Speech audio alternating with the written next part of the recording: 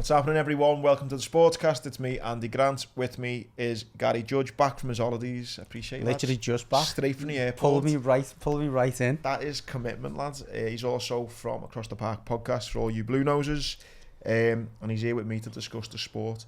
The week of sport worked out perfect this week. The amount of times we've done recordings and then a day later. Well, you said to me, didn't you, should we cross on Thursdays? Not much coming out. And I was like, listen, there's always something. Yeah, so logistically this week we're recording on a Tuesday. And yeah, I was thinking, what else can we talk about? And just as we were about to sit down, the news has broke that the PGA, the Live, and who else is it? The EP, is it? They're all going to merge together. And basically they're all going to start getting along with each other now. Rather than the murder every other week from he's a Live player, he's a PGA player, and no one's getting on. Which is pretty groundbreaking, and no doubt when it comes out this show on Friday there'll be more detail and there'll be a bit more meat on the bone, but it's literally just broke then as we just about to sit down, so probably worth giving our initial thoughts. My initial thoughts straight away is good on the players who took the fucking big bucks, lad, because for that period of time they've got the perfect results, haven't they? They are laughing. Yeah, they smashed it. You've took 100 million off them, and then 6 months later they've merged with the McIlroy people who were already fuming, with. Exactly. He'll be fuming. You know what it is though, ultimately, and we'll get into like what it might be, and as you say, more might come out apart from just the initial statement we've had or the press release, but it's all the sponsors who got together and went, we're not having this now. We've sponsored this tournament. 5 years ago we pumped in hundreds of millions into the PGA, and now all these golfers have walked away. And then likewise, Liv are probably struggling to get sponsors because there's certain, and you've got the endorsements that individual players get. Individual players have started to get hit in the pocket. So money talks all the time, doesn't it? But I think you're 100% right. It's that case of, we've got a kind of a really good cake, and we've just split it too many times, and now no one's getting a good enough bite of it. Yeah. And the money has forced them all to work together again. And listen, the Saudis, when they enter the sport, they don't mess about, do they? And and they've done it with boxing in terms of like, look, we only want the biggest fights now. They've went in deep at golf, they went bang, they haven't messed around, and they've come up with what they see to be a better product. It's more attractive to players, to fans as well. And now it's PGA wanting a bit of it, going, hold on, we need to get involved with it. I think what I will say, again, before we get into it, is that these types of mergers or collaborations, if you like, are just commonplace in every business. There's one competitor doing something, and then they march quite closely all line in terms of what you do and what you do. You get a little bit angry about it initially, you fight with each other, and then at some point someone in a boardroom goes, well, why don't we just speak to them? And then when they eventually get together, they realise we want the same thing. Yeah, we're all the same. We can all actually still get what we want. PGA probably turned around to Liv and went, how much do you want out of this? And they went, we want this much. Sound, we can do that. Well, it looks like PGA are going to be like the mainstays. They will, which is right. With the reputation, the history, maybe, yeah. Yeah. Do you know what, if I want to go down the conspiracy theory route, right? Which you always do. Which I always do. Now, listen, I like the odds. I'm finding them mildly amusing. But... And listen, great business plan. If this is the conspiracy kind of route I've just literally thought of this past 10 minutes since it's broke.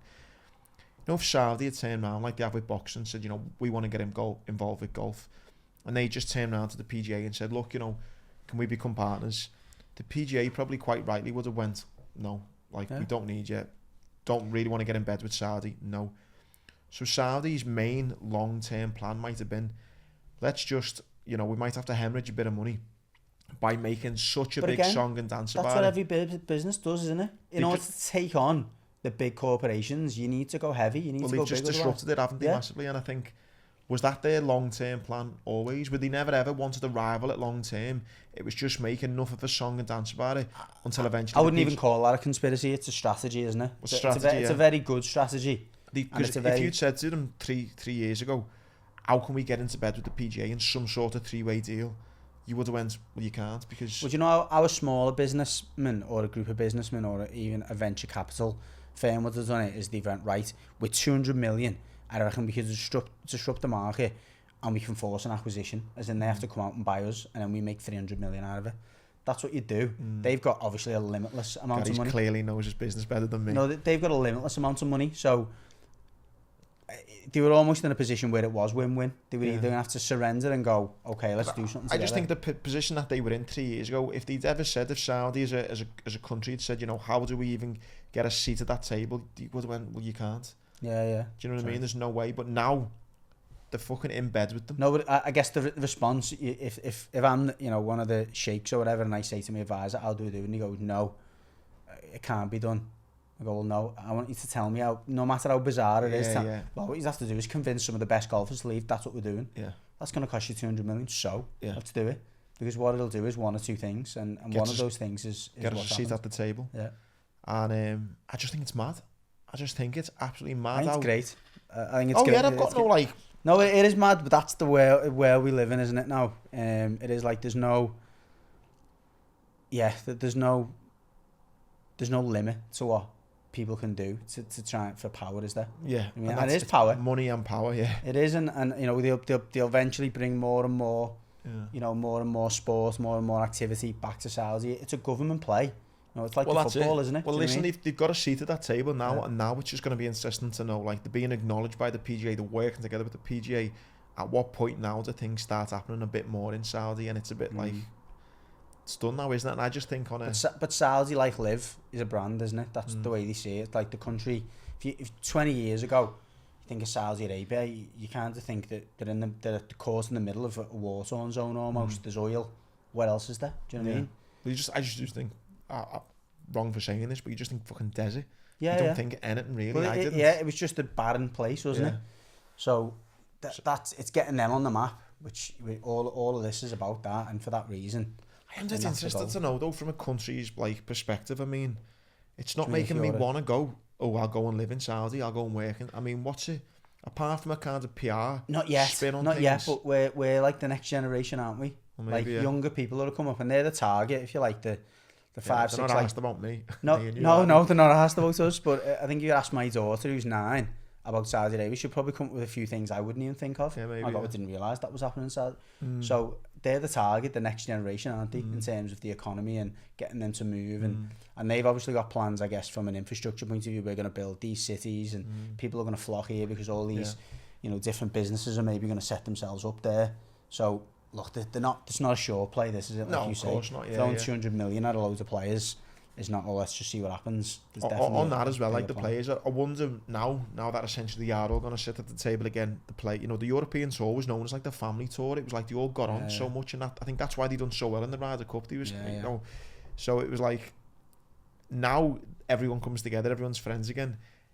How's it going to feel though, knowing that, you know, Rory's sitting there and he's like, well, I got offered 100 million and I said no, I held my nerve. It's a bit like a union thing, isn't it? You know, I never crossed the picket line. Definitely. And then there's going to be a player there going, well, I took the 100 million, both in the same boat now anyway. So we spoke about it last week. I think the biggest impact now that the gates are open again will be on the Ryder Cup.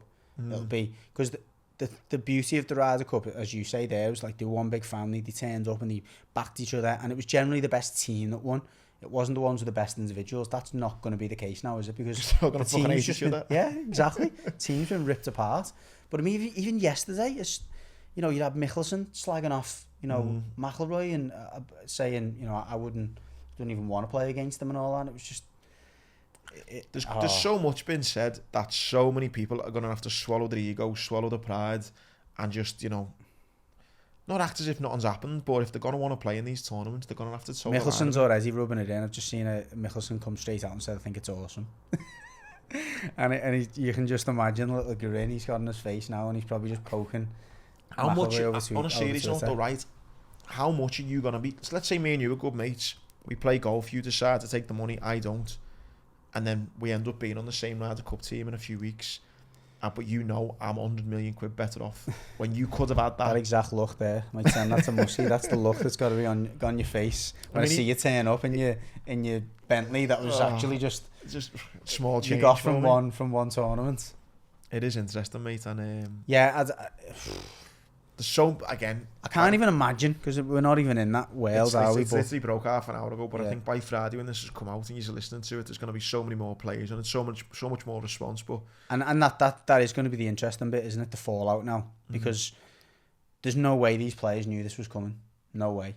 No. In fact, you know, there's a we should have brought this up actually, and I don't want to get too much into it. There's basically a 13-year-old kid, Asian but born in America. And he's gone into the last qualifying round, 13 for the US Open. Wow. So it's it'll be unbelievable. But anyway, I was just going through his Instagram because someone had tagged him into a post or whatever. So I was going through his Instagram and he made a joke about Liv and PGA merging. I'll have to find it and put it out. Really? And everyone was going, "You do know this is a joke?" And he was like, "Wouldn't it be boss though?"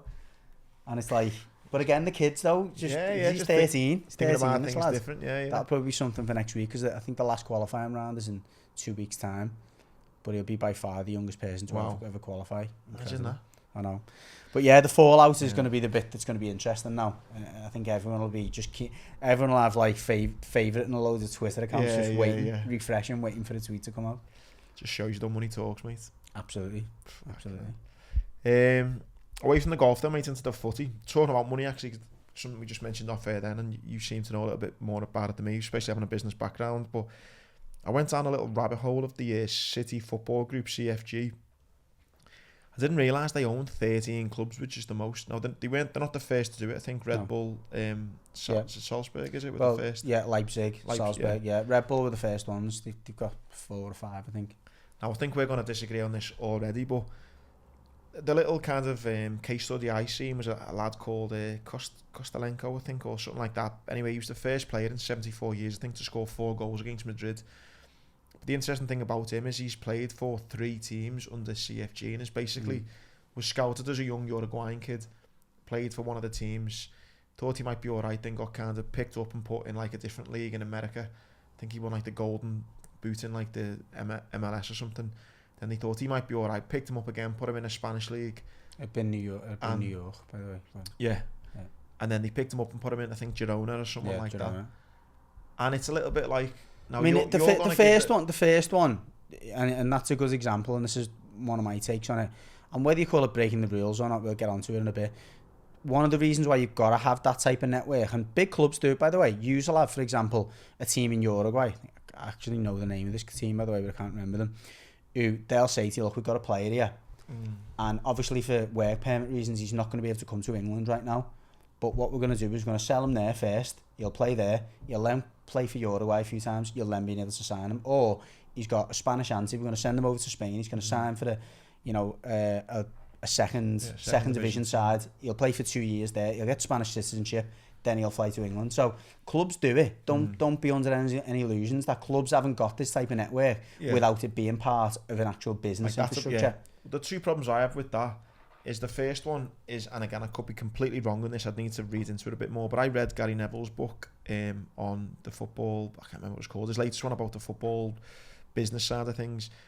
Now I don't know if part of this City Football Group, all these charges against, I'm not going to bring them all up again, but all these charges against Man City, you just have, is some of them were like a prosecutor in a courtroom. I can't help it. And you would have got objection then from the other side of the bench. Well, one of the things he mentions, and again I could be completely off what I'm saying here, but I'm just linking it, is one of the things that they were saying is, for example, they've got a training complex in, say, Saudi Arabia for argument's sake, or Dubai or somewhere like that, that like is getting rented out by Russian billionaires for like, say, £10,000 an hour type thing, and they're writing off Man City's kind of they're writing off Man City's losses kind of thing against that because it's the same business. No, it's not. That was going on. Yeah. When you read Gary Neville's book, now I'm just thinking, again, I could be completely wrong on this point, but this CFG, are they like kind of running under the same kind of profit and loss thing as Man City? Because if Man City, for example, can afford to play Haaland £1 million a week, but then it's getting writ off against the club in fucking Timbuktu. Do you know what I mean? Is that how it works? I don't know. No, it can't. Mainly because of the government side of it, in terms of their involvement in accounts and stuff, and how. But if it's a business that big, and again, sorry for my immaturity on business, but I mean, surely if it's all two sides to it, there's 2 sides to it. Look, just from a business point of view, and if you say this is a corporation, and they're just the subsidiaries of the whole same corporation, yeah. From an accounting point of view, you'd write one loss against another profit, and that's just balancing the books. But that's what I mean. That's what. But that's not what financial fair play is. A completely separate. Okay. It's got to be on paper, and I know obviously there's holes in this which City 115 holes. Yeah, there's holes in this the City have exploited. There's more than 115 holes, I'm sure. I mean holes in terms of the legislation and the rules and what you're supposed to do and what you can't do. Lost my train of thought now, but that sits separately to the accounts of a business. Like if you're CFO, Chief Financial Officer of the City Football Group, your job isn't necessarily to look at financial fair play. You'll have a separate accountant who probably monitors that activity for it. That's like again, I don't want to go too over the top, but it's a bit like if you've got a trading a business that trades stocks, and then you've got a compliance department. There'll be a compliance department that's supposed to look at financial fair play and then advise the chief operating officer, actually, Manchester City are flying too close to the wing here, and they'll then make a call above, which I'm sure is what's happened. So what? They haven't touched us yet. Your job is to just clean that up. We've got 12 lawyers there to work with you, and I imagine that's the type of conversation. He famously come out, didn't he? Said the City owner and said, I'd rather spend 50 million on paying the best 12 lawyers to keep them wrapped up for 6 years than I would to pay 50 million fine or whatever. So so there's that aspect, but I also think, and this is maybe I don't stand quite as strong on this point, but it just feels a little bit morally wrong in the sense of like a pure factory of like. No, it takes away like a youngster coming through in it. Whereas now City have got the fucking tentacles out all around the world going, right, there's a kid there who's 14, we're going to almost map out his career, and don't get me wrong, a lot of looks needed along the way and stuff, but it just feels what did Chelsea do about 10 years ago though, when they sent about 40 odd players out on loan around Europe? They've done exactly that. They did, but again, this is a bit more structured now, isn't it? But you're not telling me that whoever was responsible for all those loans was not structuring it based on strong relationships and almost an unwritten rule that we get that player back the minute. Yeah, but you know yourself, Gary, you're involved in football more than me. You send a football player out at say 16 and you send them to bloody Bolton. You go to the manager, right, he's a good kid and make sure he's playing every week. It doesn't always happen. Whereas if you control a team and you're like, look, we're all kind of on top to bottom, then he's going to play, isn't he? And I don't know. But and again, we had this this discussion about how Premier League academies have done it for years. Like, and obviously they brought in the Triple P 10 years ago now, which again, that's a separate podcast on its own. But that was brought in to try and make sure that the best players go to the best academies, and that the smaller academies of lower categories get a fair amount of compensation for them. But all they started doing was just going, we'll just pay the $3,000 fine, or we'll actually allow that player to go there, and then we'll take him back at 16, and we'll have these little off the book conversations. So again, I'm not downplaying it. It's happening on a bigger scale, and I think what you're getting at morally is like it's almost people trafficking, isn't it? Just going, we're controlling the market, because we can also control what you're going to get paid, when you're going to get a raise, you know what I mean, all that type of stuff. So it's a bit of a power play, to be fair. That's isn't what I mean, it? massive. And it was just interesting. I mean, you clearly knew that this was going on, but I don't know, mad how they can own 13 clubs, and like you say, Liverpool might, I don't know, but City are the biggest with 13. No, Liverpool don't own other clubs, but they definitely have interests in other clubs, them, whether it's actual equity, whether it's via, like, for instance, Standard Chartered. Are they still your sponsors? Who is it now? Yeah, anyway, whoever your sponsors are, they could be sponsors of several different clubs, and that's where the relationship comes in. It happened again, going back to the Live PGA thing. It's all a money, power web, isn't it? And I know you said like going down the rabbit hole, but you could do that probably every single major financial transaction or major business that's involved in a particular industry. You follow the money. You'll find a lot of stuff. The only thing, like you say, you've nailed it. It goes on all the time. I just thought it was interesting that this is a proper structured operation, which is probably different from having vested interests. They're not the first, as you said before, and they absolutely won't be the last. No. Well, you can see why. Yeah. Keeping on City, the FA Cup final win. Just as expected, wasn't it? Yeah. I mean, like, there's not even, when I was thinking about, we can talk about footy, last bit of footy before the summer properly starts, is the FA Cup final, Champions League final. They feel almost like non-events. They're just like, City have gone and win both. No, and jokes aside, I don't know, like, we had a little bit of a healthy debate about this, and obviously you've got your opinion. I've got more of a neutral opinion because I think it's quite funny how outrageous are about it. Yeah, it's not neutral because I hate yous more than I dislike what they're doing. But yeah, it's like there's not much competition really in these games, is there? I went out to watch it, type thing was on in the background, if you like. Didn't really see any of it, and I was quite surprised that I say United made a game of it. What I mean is, as in that penalty was a joke, by the way. No, I know. And again, like it's not about the rules are wrong. It's not. You can't blame the referee. It's not a joke because it's the rules, but the rules are wrong. It's a shambles. Like anyone who's, I won't even say played the game, because that sounds like you're belittling people, whether the referee has or hasn't played the game, because the rules are the rules. But anyone who understands anything about football, or anyone who knows anything physical about body movements, human mechanics, like try jumping up in the air and your hand not being there, or try getting it down in that period. It's just. And what I think that where the problem comes is referees then, because referees are human and everyone's different, is some refs are kind of going, are having that view going, fucking hell, it's impossible to get out the way of that. And some refs are going, hey, letter of the law, that's where the inconsistencies come. Who's wrong? It's probably not the refs who say letter of the law, because that's probably an easy way to do it. And it's the ones on the first hand who are probably leading to those 4 or 5 minute delays who are going, hold on, watch that again. How can you say that's so hard to refs, innit? I mean, it is. I mean, just touching on that, and we didn't actually, we weren't going to mention this. How bad was that after the Sevilla Roma game?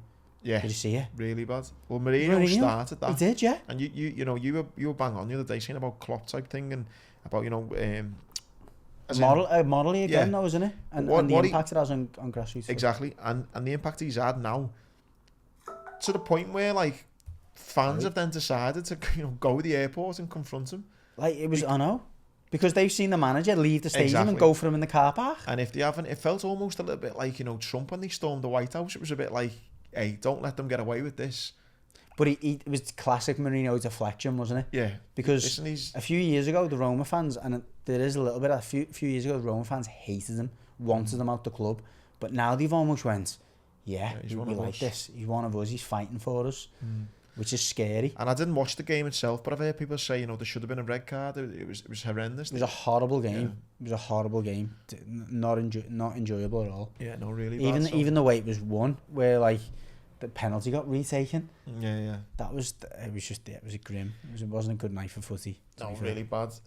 So yeah, I was surprised United, not saying they were in it, but I'm surprised there was only one goal. I thought City would have won 3 or 4-0. No, and credit to Ten Hag, apart from the showing at Anfield.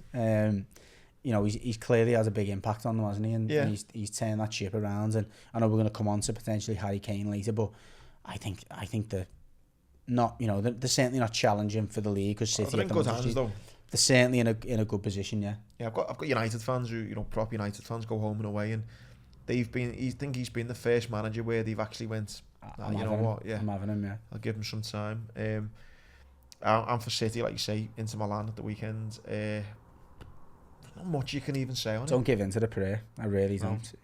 We spoke briefly about not the mismatch, but when it was AC Inter, it was like, young kids, young youthful team against an old dogged team. I mean, I'm trying to come up with a level or a comparison in the Premier League that Inter Milan are, and I think it's Spurs. Spurs is a good shout, because they've got forwards like, let's say, Lautaro Martinez and obviously Lukaku. Dzeko plays most weeks. No, it's mad, isn't it? It's just how they're in the. You know what? And listen, I can't begrudge them too much, because they've put Real out in the semis, but when they're gonna win it, like they're fucking doing it against Inter, like it's like, come on. I mean, listen, they've beat good sides on the way to get there. He's had Tottenham in the final. He's had Tottenham. That was a null argument. Must keep fucking edit that out, lad. Listen, I'm just being bitter because I fucking can't stand them. No, listen, but going back to it, I think almost like the FA Cup final, it could be a game. Inter could make a game of it.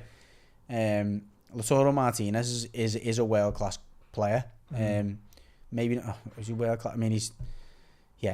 He's a world class player, so he could pull something out the bag. But you just can't see how City don't score 2, 3. What he's done to Real Madrid at the Etihad, and Real Madrid's had to sit back, which is what Inter will try and do. They'll sit back. United's actually played almost a mid press, if you like. They were higher up the pitch at Wembley, and I think it caused shock City a little bit until he got to grips with it. But I don't think there'll be any surprises about how an Italian team, an old Italian team, is going to have to face City. And purely as well, just for a kind of sentimental bet, I think Haaland, either first goal, last goal, I think he he was brought in to essentially win the Champions League. He wasn't brought in to win the league. No. He was brought in for this sole Well, he was the leading goal scorer was it 2 years in a row before? It was definitely last season. He was leading goal scorer in the Champions League, if not the last This is his moment to shine. And listen, he's shone all season, granted. But I mean, this will be the point where you look at Man City, you look at kind of Pep's kind of, you know, when he first came in, he won the League Cup to start with, and he's, you know, now won 3 leagues on the spin, and it's all been to this point. And they've got Haaland. I just think in first goal or last goal is the better to do this weekend, or a hat trick. Yeah, that wouldn't, you know. No, you probably only get about just a quick wares on Gundogan, by the way. Wow, talk about it. I know there's like it was almost a little bit of a joke. He always turns up in May or June. Wow, he's been ridiculous. Mad how he's getting linked to Arsenal. I know, why would you do it? You know what? You've got to credit the way and come back to the City's recruitment, but they seem to just always let players go at like Sane. When they let Sane go, you're like, what are you doing? They let Cancelo go. Yeah. They always seem to. Even Zinchenko, and Jesus. Jesus, yeah. I mean, they've done well for Arsenal, but they haven't left any. Just weighing at that level over City, and City have seen it and went. But Gundogan obviously is. But he's obviously seen something that suggests that he's slightly on the decline, whether it's physically or whether it's like... Do you know what it is? Gundogan is getting bored of being in this fucking cheat game that's called Man City. And he's thinking, you know what, we're taking the piss too much here. I need a separate challenge. Excitement. Why you sign him? Because he's fucking... Didn't Klopp used to have him at Dortmund? Yeah, he was half a rat though, wasn't he? You know, when Liverpool won the league, about like 10 games to go, and we played City and they had to give us that little... and he didn't do it? Nah. And I hated him for it. He was standing there like that. No, you know what? I'd want that. No, but he was standing there like that and everyone was clapping. I remember watching the telly going, fucking clap you. And he was just like... No, I thought you'd be made up if Robinson's on that. Robertson's a little rat like that. He'd do something like that. Be respectful. He'd put his hands behind his back. Nah, I don't think he would. He would. The big baby. The way Kane calls him. But yeah, no, it's mad. I mean, he's getting linked to Barca, I think, as well, or it might have been Madrid, but yeah, what a player. The first goal was, I mean, the second one was like a bit of a, you know, roll down the shin type thing, but yeah, again, 2 goals in an FA Cup final, including the fastest ever. Yeah, no, he's some player. Just been a recruitment actually today. Tuesday's been the day for big news. Spurs have landed the manager finally. I don't know if you're I can never say his name. Ange Postecoglou. How is he feeling? Because he must have been all summer thinking, you know, oh, it looks like Poch is going back to Chelsea, to Spurs. It looks like, you know, so and so is going to look like so and so. Is he checking? There's a bit of him thinking, I'm like last pick here. Because there's been so many people. You know what though? I don't think he's not the type of guy who seems bothered by that.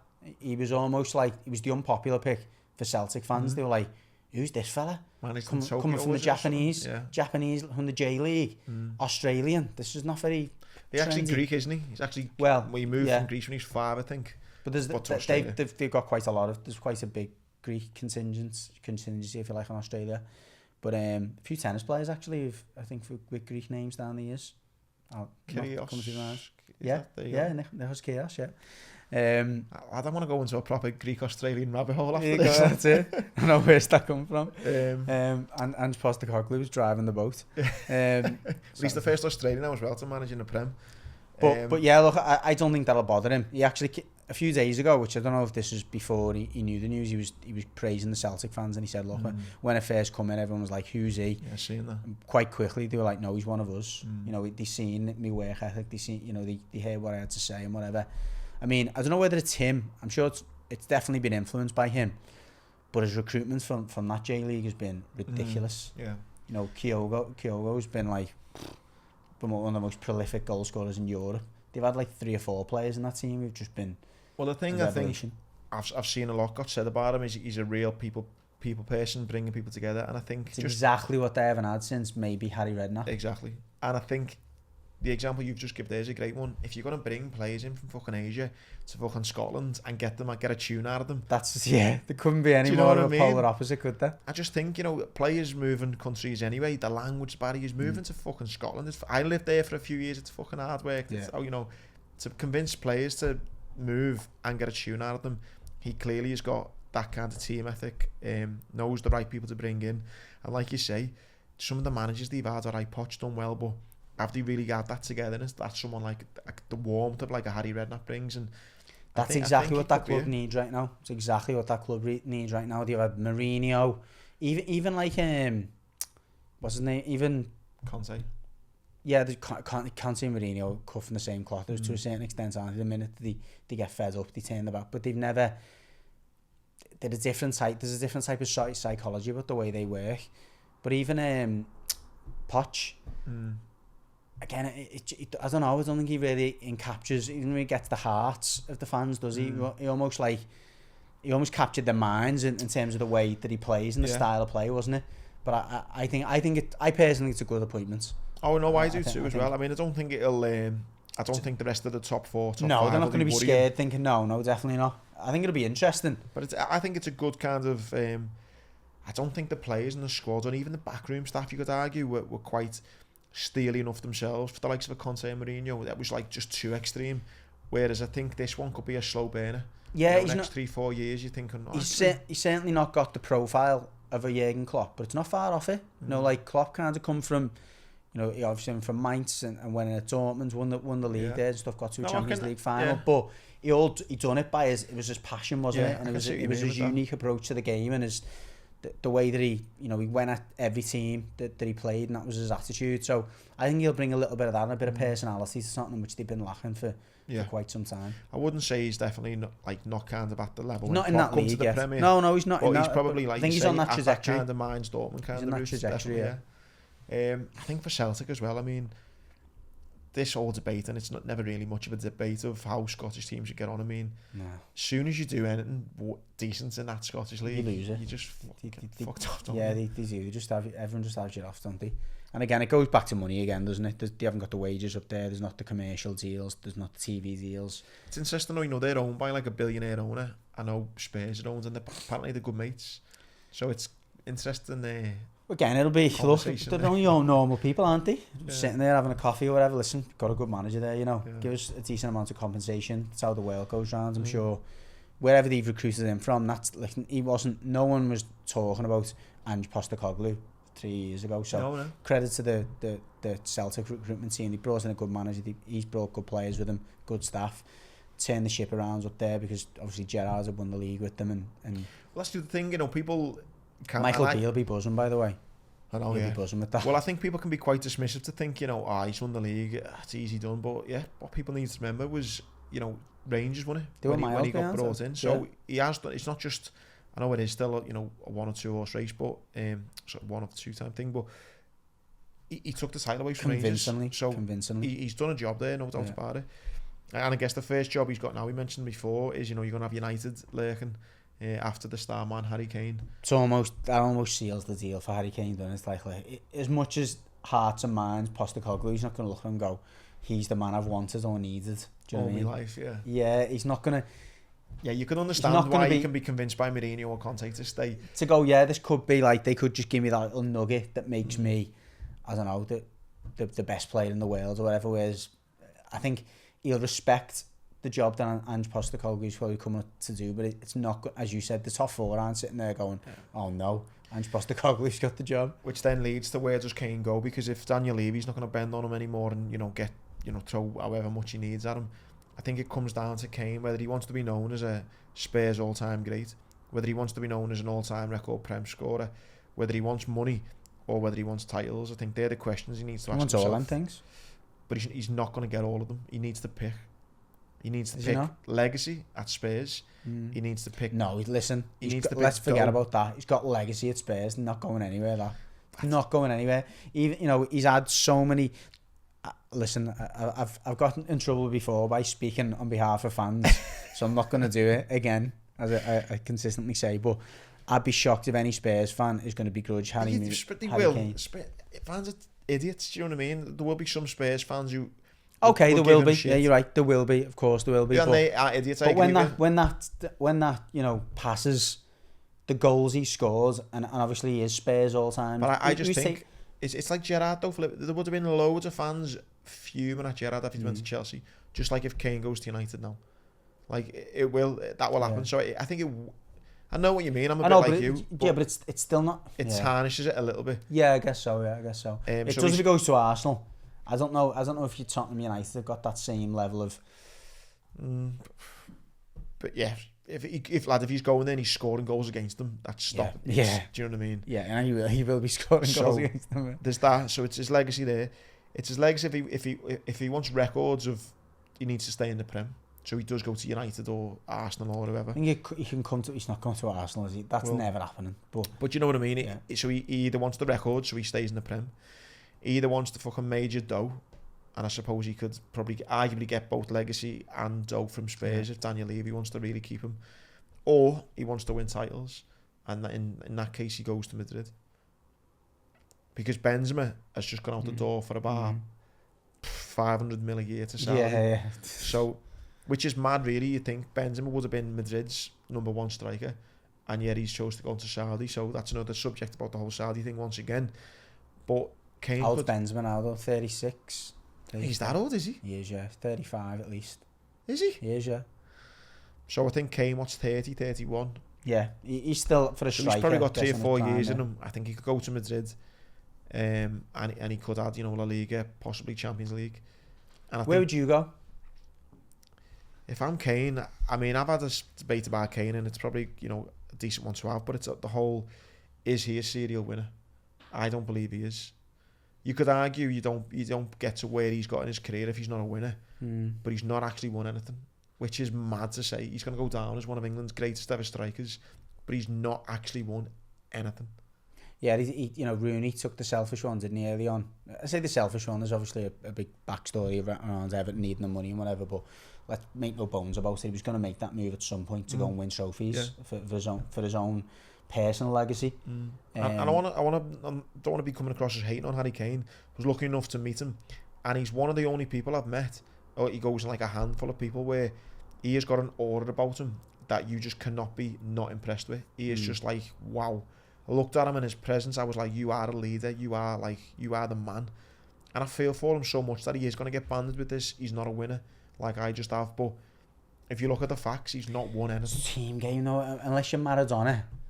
Who's probably one of the only exceptions in the history of football who single-handedly won titles in a pretty poo team. All right, but what did you describe him as, though? But it's when it's the all type, said and done. the type of player that he is, though. I mean, they were close, weren't they? I mean, we joked about it before because it was one of the most comfortable Champions League finals you like to see, but getting to a Champions League final in that team, with that team. Okay, then, and carrying Spurs to so many Champions League. Answer me this then. So, up until his career now, it's maybe harsh to say he's not a winner, right? No, so, the big games, by the way, he does get criticism for not turning up in the big games, to be fair. Yeah. So you look at him now, maybe I am being a bit harsh to say he's not a winner, not even a serial winner. He's not a serial winner, he hasn't won nothing. He's just not even a winner. Yeah. So it could be harsh to label Harry Kane that now, but if he chooses to stay at Tottenham now, then surely you've got to question his winning mentality. I think to call him that or to not call him that, though, is to go back to what his objective is, isn't it? Exactly. Winning is defined by what you want from it. What is success to you? Up to now, he could have grown up and he could have been, listen, success for me is to be Tottenham's all-time record goal scorer, to finish football at whatever 38 and play that long, to be financially secure 1,000 goals. To be financially secure. Yeah. He's won in all those ways, but I think from a sport and integrity point of view, if he chooses to stay at Spurs now, people have got to question his winning mentality, because he's not going to win staying there. He's not going to win anything. So I think now is a bit more of a view of his character. Do you actually want to go and play with the big boys? Do you want to be surrounded by world-class players every single day in training and put yourself in those big games to actually step up to the mark? I think the answer to that's yes. And the reason I say that almost like explicitly is that you think of his journey before he got into the first team. I think he had like most record amount of loans for someone who got through. It was like 14 loans or something. He literally, every single loan move that he has, it was just another kind of experience or whatever to try and improve him and get him to that level where he was going to come back and smash it at Spurs. At any point there, he could have went, nah, I'm just going to sign for one of these teams. Yeah, I'll tell Daniel Levy you want to move. There was even, I watched the podcast that Tim Sherwood done, where he Leicester. said, Levy said, look, let him go for £1 million quid. Yeah. He didn't want that move. Listen, and then also, you even look at his and this is a small thing, but again, it just suggests to me that like he's obsessive around being as good as he can be. That routine he's got around his penalties, and it's like he almost never misses the ball, almost goes in exactly the same place, yet no one can do anything about it. For England, but okay. Yeah. But no, I think all those indicators, though, to me, I think it's hard to say. Flawed mentality. He's clearly got a winner's mentality in that sense. I get that, but I just think now he's gonna be judged if he doesn't make that move now. It's almost he's bottling a bit. Yeah, I agree with you. I could definitely agree with that. If he doesn't make the move now, you've got to question what he's in football for. And listen, there's nothing wrong with that. He comes out and says, look, you criticise me for not taking this move. When Tottenham have given me this chance, they gave me all those loan moves, they took me back, they gave me my debut. I owe my career to them. Fair play. Fair enough, yeah. Question over. But he came out last season and put a transfer request in. So you can't put a transfer request in. Yeah. And then I don't know. I think you're right. I think he's got to settle it this summer and say, this is me now. And I think this is his last summer to do it, because I don't think he's going to get a move otherwise. So Benzema's gone, Kante's gone, and there's the whole whether Messi's going to go as well. I know we're into Miami. To Saudi, you're talking about. To Saudi, yeah. To Saudi. Again, we've mentioned with the live thing, I mean, £1 billion over 2 years they're offering Messi. Yeah, I mean, the only thing I'll say, and I'm not saying it's going to go in the same direction as this happened with China about 4 years ago. Yeah. Do you know what I mean? Not on a smaller scale, like they weren't taking players of Benzema, and Kante's quality. And what I say with that, Benzema for me is probably the best forward, alongside, if not slightly behind Haaland in Europe at the moment. So that's a big statement taking him. Yeah. I'll have to have a look. You'll have to check on him how old he is. I'm sure he's knocking on 36. So he's twilight year. He's into his twilight years, but Kante's still a top player. It is a mad one, yeah. I'm surprised as well. Come out this week. Zlatan Ibrahimovic retired. I'm surprised he's not gone over. That's not him. You talk about serial winners, mate. That's exactly. He wouldn't have that. He's one who's obsessed with his legacy. He'd be pissed off, wouldn't he, going there, mate? As in, like, having to deal with like some of the bullshit that no doubt goes around the lesser leagues. He wouldn't. Yeah, he just wouldn't. He'd just be saying, and I imagine if anyone interviews him about it, he'd just be saying, one, I don't need the money, and two, I don't want to be associated with that level of football. Did you see his closing speech when the opposition fans started booing? And he said, be quiet, this is the best moment of your season. It's brilliant. He's great. No, I like him. I've got a lot of time for him. There's that part of the year as well where a lot of footy players are going to the F1 and stuff, and I've seen, is it Martin? Is it Blundell? I don't even know what you're talking about. You said Martin F1. It's either Martin Murray or Martin Blundell when talking about Martins in the sporting world. But he I think basically grabbed Trent on the F1 like pit lane and was like, Champions League final, what do you think, Trent? And he was just like, City obviously favourites for everything. Which just a little bit, I thought it was a bit of a tongue-in-cheek way to say, well, the fucking cheats, aren't they? They fucking win everything. The way he was it, he said it. He's a cop-out, like, so what do you expect? He's probably thinking like me. Barrigan. And then to probably finish on the Blue Boys, I seen Pickford was linked to Spurs. Maybe that was just a rumour mill. But again, you were convinced Pickford was going. Yeah. Don't be throwing me under the bus again here. No, listen, I spoke to a few Blues, by the way. Look, to a load of Blues. And by the way, and I've obviously got to put this on the record, he was voted Fans Player of the Year, 40% of the votes. I'm not for a second saying that Pickford has been a crap goalie for us or whatever. We've been so lucky with goalies down the years, and he's been another one that's been amazing for us. But I think the time is right. I think the timing's right for him. I think the timing's right for us. There's a couple of Prem teams as well who are in need, if you like. So you've got Hugo Lloris, Spurs, and then you've got United's De Gea situation. So I think you're right. It looks like what's his face is going to Forest as well. I think they may have confirmed that today. Henderson. Yeah, I think Henderson signed for Forest today. So I think you're right. It could be one of those sliding doors moments. And to finish off on the footy, mate, you've got news now, rumblings of takeovers finally happening. Everton, there's new board members. Investment, I think it looks more investment than a takeover. It's MSP Capital, who, as the name suggests, are a finance capital company or capital equity company, whatever you're going to call them.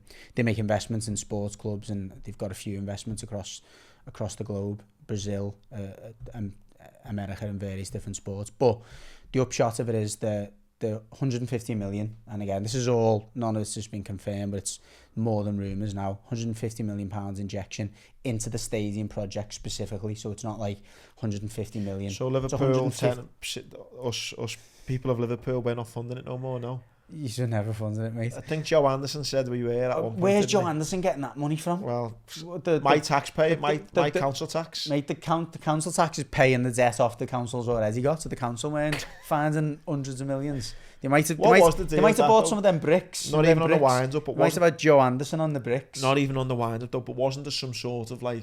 Of course, there was a suggestion from Joe Anderson. It was another ego thing, wasn't it? I'm a blue, I'm going to make this happen for the city. Anyway, let's come back to the real news and the stuff that's actually happening. That's why my council tax is going up. Go on. More news, absolute fabrication. There are other podcasts you can watch on the corruption of the council, and I'll signpost people to them. Very good listen as well.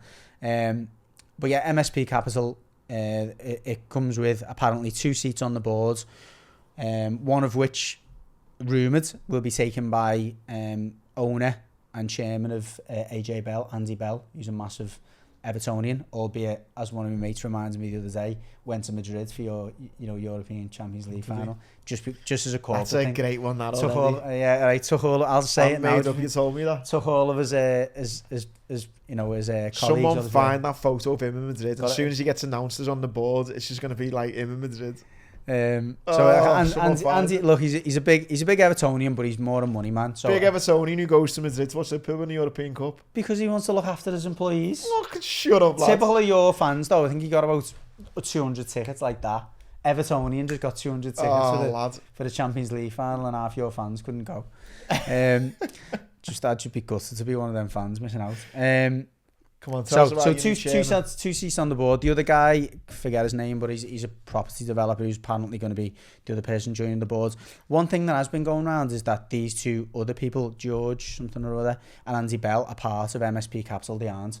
Andy Bell was owner and CEO of AJ Bell. He stepped down as CEO last year, which is why there seems to be a little bit of a...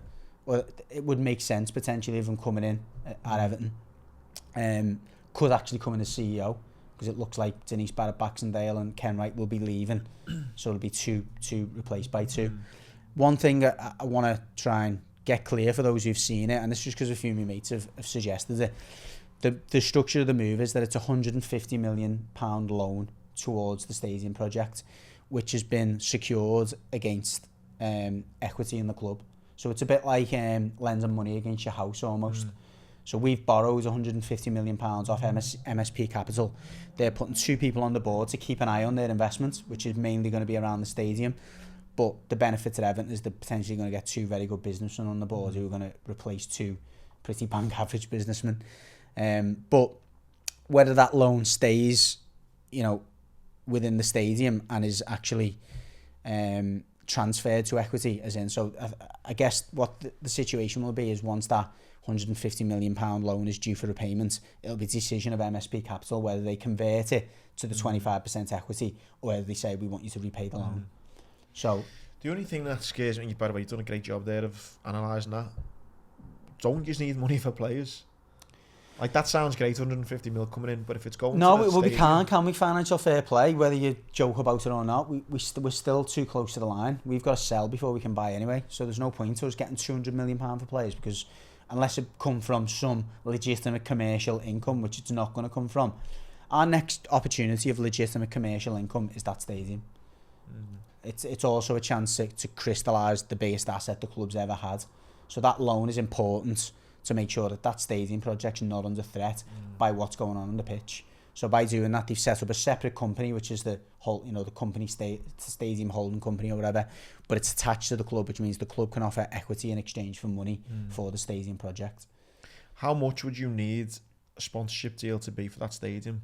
No, I don't. I think that's what there was a shortfall. Because that's where it's going to come from, isn't it? Big spot, like naming rights and things like that. You're only getting 50 million for that, if that. I'd 20 million a year. I reckon I could club together a few businessmen, put 100 mil in, if we could call it the Blue and White Shite Stadium.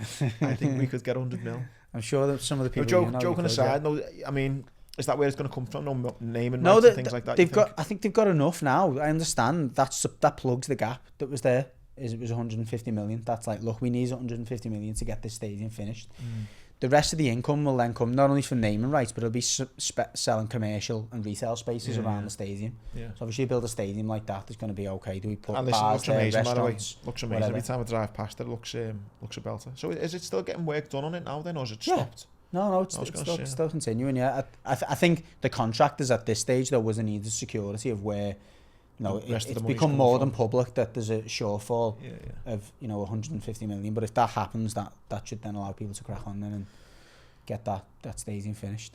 That just rounds up on footy, lad. A little 10 or 15 to go just for the other bits of going on in sport. Should we check with Al Novak? Novak is playing. He was going into a tie-break in the second set, and then the battery on my laptop went. Well, he's 1-1. Okay. He's 1-1. So again, if he wins this, he'll be going into a semi-final against Alcaraz. If Alcaraz can get past. He's playing later on, isn't he? So by the time this goes out, we'll probably be. The Greek lad he's playing, which I'm not even going to try and pronounce his name. Don't know. He's ranked 5th in the world. So Tsitsipas. Is it Tsitsipas? So be a tough game for Alcaraz tonight, but I'm hoping for that Novak Alcaraz final, which would probably be by Friday, to be honest. I fancy a 5-setter, not tonight. I think Alcaraz has dropped a few sets. I mean, it's not going to be a tip for anyone because they're going to know the result by the time. Yeah. But Tsitsipas, sure that's how you pronounce it, is tough to shake off. Novak can get through though, that, and fucking play the winner of them. It'll make it more exciting. I mean, you know, a better spectacle, won't it? Yeah. We'll finish off on the boxing, but the one thing I did see as I was, or I did hear as I was driving in, is wrestling, which I used to love as a kid. They're having a debate in the Commons this week, or in Parliament or something, about getting some sort of safety regulations into wrestling, because apparently it's one of the only, I think, non-regulated sports. So basically, from what I hear on it, and again, go and Google it and find out exactly the right information, but me and you can come out of here now and go and set up like Andy and Gary's Wrestling Worldwide Federation, and just put on a show, an event, selling tickets for 50 quid and just having people just wrestling. I think the only and there's no safety measures. There's no real governing body for it, is there? And people are getting hurt. There is, but there's so many of them. There's not a world one, so you can just like start your own regulation. You can create your own government. Yeah. But people are getting hurt, lad. I can imagine they are doing suplexes and that, like. And so anyway, me and my mates do it in town sometimes, like, you know, when we've had a few, it does. Let me know next time I'll start shifting tickets. But I just thought it was a bit mad, because obviously wrestling, we take the piss in England, but it's obviously big sport, and especially American and stuff. And our lads used to work for me, and anyone who's watching it who knows, like, this particular lad will understand what I'm talking about. He's a bit of an odd character, lovely lad, bit of an odd character. But he was a teacher by trade. Like went to uni, become a qualified teacher, came to us, whatever, and left our college to go to went out to China. But in the interim, for like 6 months before, it became a wrestler, and he had a proper name and all that. What was his name? Oh my god, I'll have to send it to him. We'll probably tag it to this. I'll even tag him in it because he's still got his Instagram. I'll show you some of the videos later. Brilliant. But loads of the people who used to work with him were like sending me all kinds of reels. You know, get on what he's doing now. I loved the wrestling when I was a kid, mate. I loved it. But stand by for some breaking news in number 10 this week about the old wrestling. Yeah. I mean, we'll finish off on some boxing. Bit of a kind of serious side to it, with the whole, just my kind of observation. I thought of seeing Jazza Dickens being on the show talking about, from me looking at it, looked a little bit like, you know, struggling to get a fight made, and, you know, people, the matchmaking things, and whether that's down to the boxers themselves or maybe the promoters, or whether it's that kind of thirst for it. Who's Jazz's promoter? Is he? He's not Matchroom, is he? I'm not sure who it is, but it's essentially looked like he's took it upon himself to kind of be having, you know, sometimes you go for like Twitter, a bit of an altercation on Twitter with someone, and it just made me think. I remember all these promoters, Eddie Hearn especially, was saying this KSI, Logan Paul, all that, you know, they're bringing new eyes to boxing, people who weren't necessarily fans of boxing, but now they're watching the YouTubers boxing. It's great for boxing. Now that might have been the case at the time. My promoter's perspective anyway, isn't it? Well, exactly. In the interest of promoters to sell tickets and to generate revenue. So the more eyes and potential people who pay for pay-per-view, the better.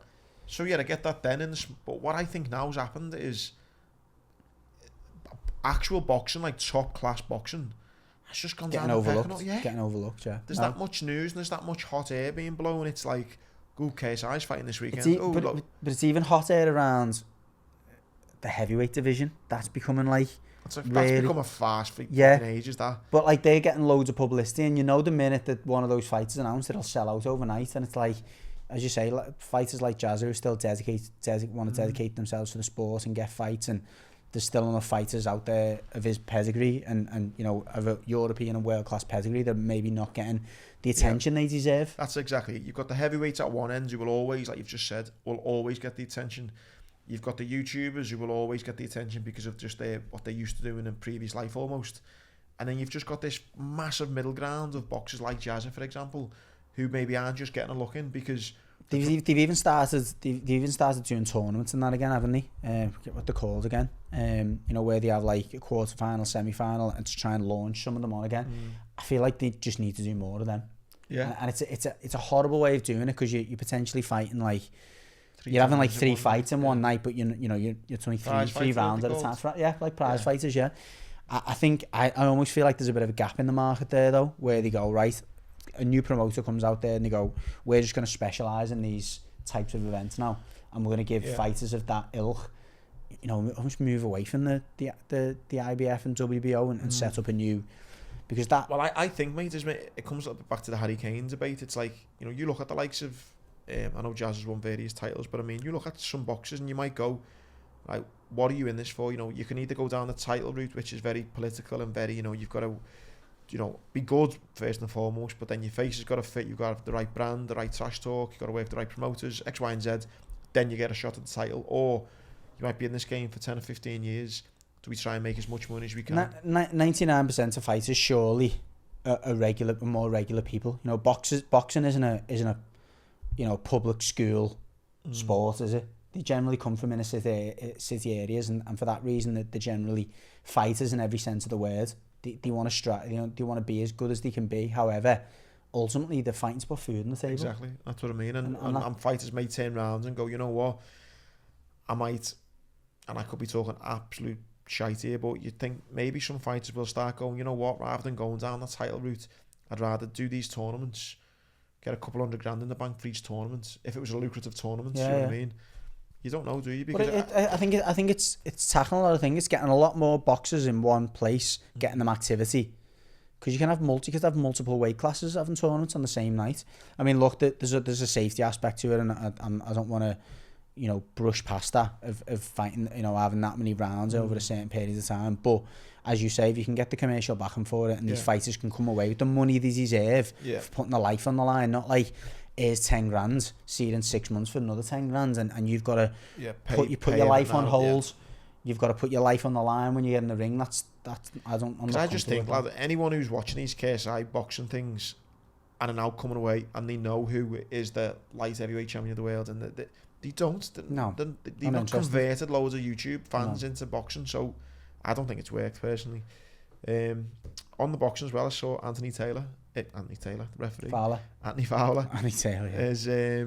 He's retired. Yeah. Done a little video, just thanking everyone, and basically just said along the lines what we've said then, you know what I mean? He's dedicated 20 years of his life to the sport, and he's making, you know, money from other ways. Which, yeah, I mean, you know, you can look at it two ways, can't you? One, you can look at it, he's a decorated Olympian. He's had 18 professional fights.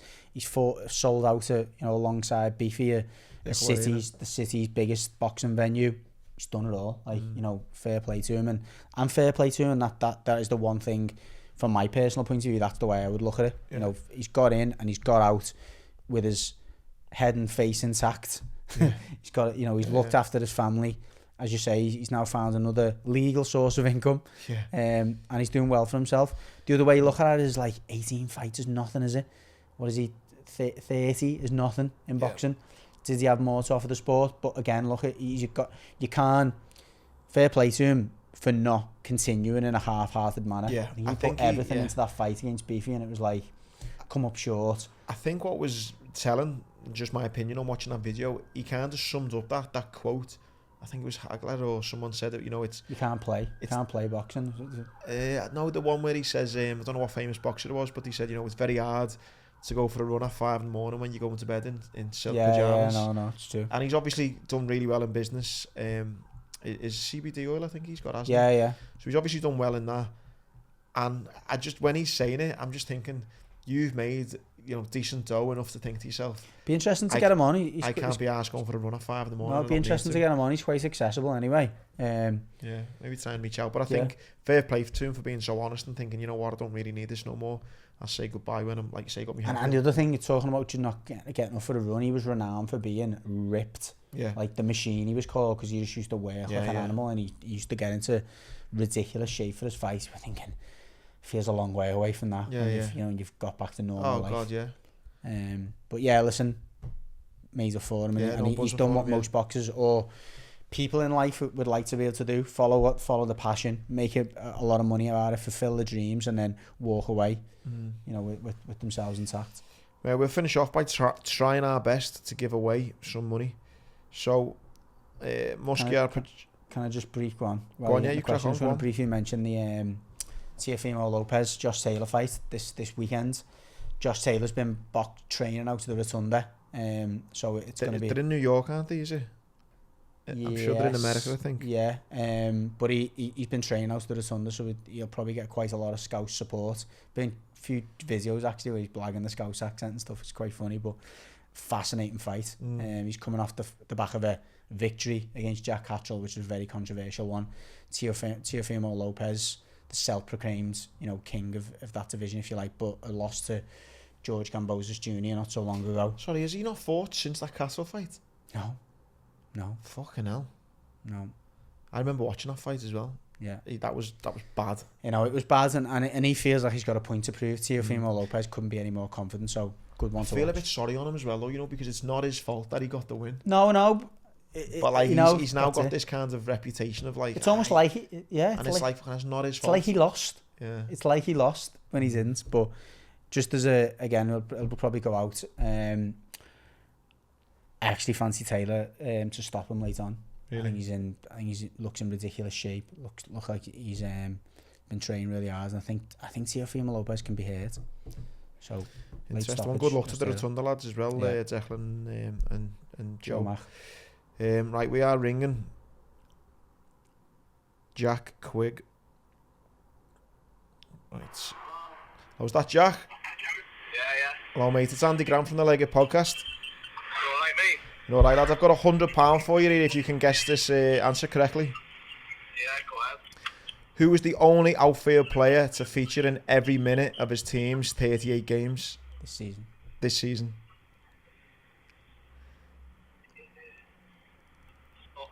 Don't make the easy, do you? I'm going to give you 4 options, lad, right? It's either Harry Kane, Alex Iwobi, Declan Rice, or James Tarkowski.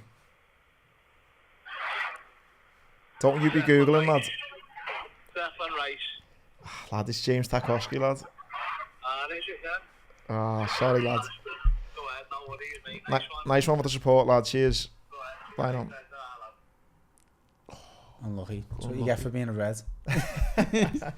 Yeah, so next week will be £150. All you got to do is sign up on Patreon. It's £1 a week, and we are going to be going through a little bit of a rebrand over the next few weeks with a lot more perks coming up, and it's going to be exciting times. We had a little meeting last week, the boys, and it's a good time. So for the minute, get involved in a quiz.